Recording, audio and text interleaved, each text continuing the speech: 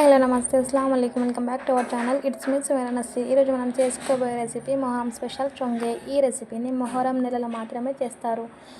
ఇంకా ఈ నెల 20 డేస్ వరకు ఉంది. మీరు కూడా ఒక్కసారి ఇంట్లో ట్రై చేయండి, చాలా బాగా నచ్చుతుంది. ఈ రెసిపీ కోసం ముందుగా ఎండు కొబ్బరిని ఇలా తురుముగా చేసుకొని అందులో సోప్ని మిక్సీ పట్టుకొని యాడ్ చేసుకోవాలి. అందులోనే కసకసాలు కూడా యాడ్ చేసుకోవాలి. ఇప్పుడు బెల్లంని ఇలా తురుముగా చేసుకొని పక్కన పెట్టుకోవాలి. ఈ రెసిపీ కోసం 1/2 kg వరకు ఘీ యూజ్ అవుతుంది, దాన్ని కూడా తీసుకొని పక్కన పెట్టుకోవాలి. ఇప్పుడు మనం చపాతీ పిండి ఎలా కలుపుతామో అలా కలుపుకొని ఇలా రోటీస్ లాగా చేసుకోవాలి.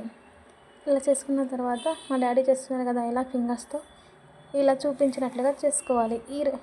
ఈ చపాతీ కొద్దిగా మందంగా ఉండాలండి, అయితేనే ఇలా పర్ఫెక్ట్ షేప్ వస్తుంది. ఇలా చేసుకున్న తర్వాత దీన్ని ఇప్పుడు మనం పెనంపై వేసుకోవాలి. ఇలా వేసుకొని 2 సైడ్స్లో బాగా కాల్చుకోవాలి. ఇలా బాగా కాల్చుకోవాలండి, అయితేనే టేస్ట్ బాగా వస్తుంది. ఇలా కాల్చుకున్న తర్వాత దీన్ని మనం ఒక గిన్నెలోకి తీసుకోవాలి.